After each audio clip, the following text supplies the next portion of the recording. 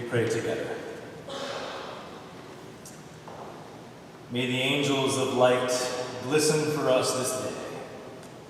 May the sparks of God's beauty dance in the eyes of those we love. May the universe be on fire with presents for us this day. May the new suns rising grace us with gratitude. Let earth's greenness shine, let its waters breathe with spirit. Let heaven's winds stir the soil of our souls, and fresh awakenings rise within us. May the mighty angels of light glisten in all things this day. Amen.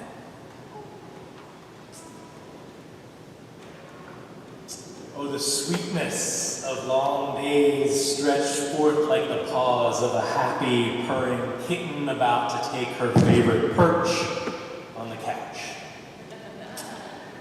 Happy summer solstice, or in the Celtic, happy Litha, or Cornish, happy Holslava. Solstice, of course, meaning sun stops, sun standing still. In that stillness, may we receive the light that God desires for all. In these lengthened out days, it feels as if we can take in more.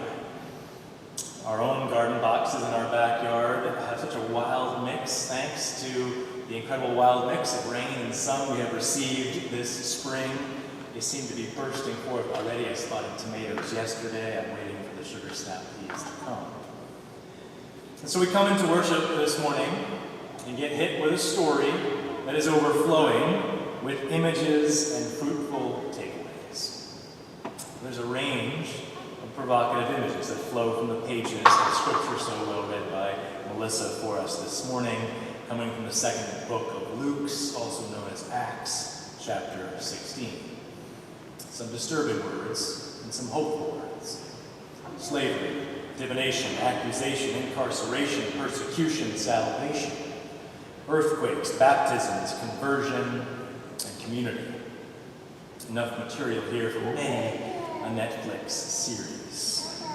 But first, the disturbing images of violation and captivity, which we cannot escape. We meet an unnamed slave girl actively exploited and trafficked by men for profit. It's as if we are meeting one of the some 20 to 30 million estimated slaves in our world today in 2019, precious people's lives who are snapped away into bondage due to the immoral actions of often the wealthy elite men close to home, who's been in our own building here with the Women's Lunch Place, Patriots owner Robert Kraft, just to name one, many whose behavior fuels this destructive industry.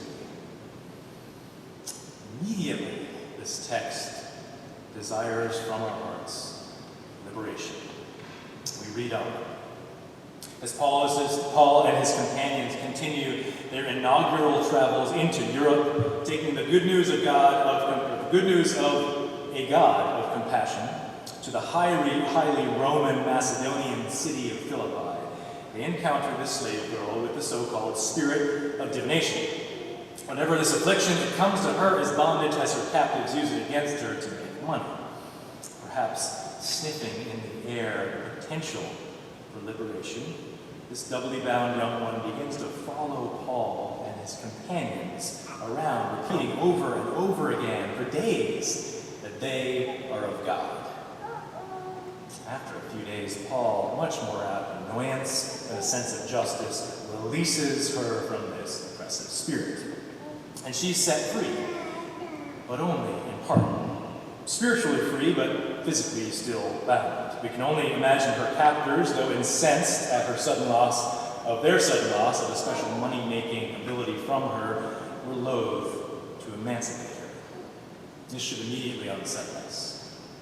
For the story, like our world, leaves her behind as it refocuses the lens then back upon Paul and Silas. Full liberation, still elusive.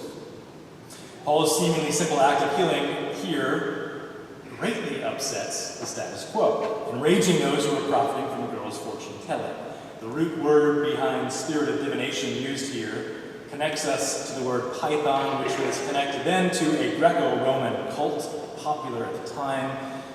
So this freedom and this liberation from this also was a direct challenge to the popular religion of the day. Not only capitalism, but the religious cult practiced at that time among the people. So clearly, people were upset by this liberation. And notice here how the fear-mongering owners masked the truth by using ethnic slurs and racially charged language of exclusion to rile up the public officials. These men are disturbing the city. They are Jews. They are advocating foreign customs. They are outsiders. They believe differently. They are not from here. They are illegal aliens. Mob mentality ensues, which leads to a horrific, violent scene of stripping and flogging and unjust incarceration. Fanning the flames of hate speech leads to violence. Sadly, we do not have to think long to be reminded of such realities in our world, from Charlottesville to a White House filled with white nationalism. Closer to home, the trickle-down hatred coming from D.C. meets our own steps as our fourth banner now in a row has been torn down, presumably by white supremacists, somehow feeling threatened by our rainbow flag, by our message that God is love, and God's love reaches all. Friends, these are unsettling times, just as the Scripture unsettles us as well, and it's important for us not to turn away from this reality. It's unnerving, but part of our faith calls us to its attention. So in this unsettled time, I am so grateful for a story that is so filled with images, both disturbing ones and hopeful ones. For this biblical narrative from Acts does not end with hate speech. The end of the story leads to the banners being put back on church entrances that declare God's love and welcoming for all. The people incarcerated with Paul and Silas in today's story experience God as earth-shaker, as the soundtrack of prayers and hymns of praise to God echo in those chambered cells of that jail. The ground quakes and those doors fling wide open, but no one leaves the jail. While freedom is offered, those decide to stay in favor of saving the jailer. The one who has so long held the key to bind others then has the chance to become unbound himself. We can imagine the working conditions for such a jailer in imperial Roman state. Violence defined his world, the silencing of dissenters, locking up the innocent, keeping people scared and hopeless. The toxicity of Guantanamo, the terror of detention centers right now along our borders separating families. Our government is pushing for those families to not have toothbrushes or combs in those detention centers, claiming that those are luxuries. I am so grateful at a time like this for our own UCC, which is gathered right now in Milwaukee for our General Synod, pushing for a resolution to abolish the growth and existence of private prisons. Too often we know private prisons do not have the regulations that protect not only those detained, but also those detaining, the jailers themselves. For in our story, it is the toxic content that this jailer experiences where he finds more despair. Seeing those door cells opened, he assumes everyone's left and moves to take his own life. But Paul calls out to him, filled with compassion, "No, wait, we are all here. No one has left. The jailer is spared." The power of community compassion on display. And then the question emerges, what must I do?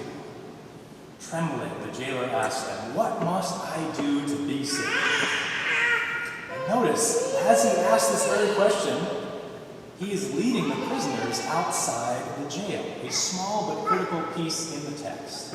It's as if without knowing it, he is embodying the very question that he is asking. What must I do? What must I do to become free? What must I do to become whole? A question, friends, that lies below the surface of all of us. It may have come in different places. Part of our answer, I would claim, is that we are gathered here together, a faith community seeking answers to that question. What must I do to find salvation, to find liberation, to find wholeness? And notice, it is not just Paul who answers the question in our text, it is both Paul and Silas collectively saying, believe. Believe on the anointed one, Jesus, and be saved. Be converted, be changed, leave the ways of violence and join the way of Jesus. Believe and be saved, you and your household. Notice this is not individual salvation, but community liberation. Just as the compassion is greater when no one leaves the jail at first, so too the salvation is wider as the entire household is set free. The jailer being set free is good news for all of us today, friends. No one is beyond saving. No matter how deplorable we may think we are, no matter how many mistakes we may feel we have made, no matter the level of complicity in structural sin that we have been involved, God offers us, like the jailer, a chance to change. God offers us the waters of change, the waters of transformation. To the cries within us and before us, St. Benedict offers this short refrain, always we begin again. In the freedom of Christ, each day we are offered a new start. Our Reformed theology shouts forward this refrain, reformed and always being reformed. We are changed, but we still need to change more. And notice in our story then, directly after hearing this enjoinder to believe, the jailer acts. He makes amends. He immediately begins cleaning up the wounds that he may have afflicted, either directly or indirectly, because of his complicity in the prison system on Paul and Silas and the others. He makes reparations for his past wrongdoing. Just like so many throughout our scriptures, like that corrupt tax collector Zacchaeus who comes down from the tree after encountering Jesus, agrees to pay back more than what he has defrauded others. Such turnaround, such reformation require love in action. Friends, did you honor Juneteenth this past Wednesday? I have to shamefully admit that only until recently, when my electronic calendar started popping up automatically June 19th as Juneteenth, did I look into what that national observance actually means. Shameful to me and shame on me. This, of course, is the oldest nationally celebrated commemoration of the ending of slavery in the United States. It dates back to 1865. For on that day, the Union soldiers arrived in Galveston, Texas, some 2.5 years after the Emancipation Proclamation, note, to announce that the war had ended and all enslaved people were now free. On Juneteenth this past week, history was made again as Congress hosted the first ever hearing on reparations on that bill, H.R. 40, a bill that would create a commission simply to study reparations and to address the long lingering effects economically and socially that slavery has had upon our country and its people, and to offer a national apology, which has never happened. No U.S. president has nationally apologized officially for slavery. Author Ta-Nehisi Coates, who wrote 5 years ago that famous piece, "The Case for Reparations," was powerfully and prophetically present on that day, and I commend to your attention his 5-minute speech. We posted it on our church Facebook page this past week. Friends, our nation should take a lead from today's jailer who makes a strong case for reparations. Once a part of a system that oppressed the innocent, the jailer gets converted to the ways of love, and through water, cleanses the wounds that he is complicit in inflicting in the first place. And notice how more water is likely drawn from the same source and is then used to baptize him and his entire household. Water as healing, water as reconciliation, water as community.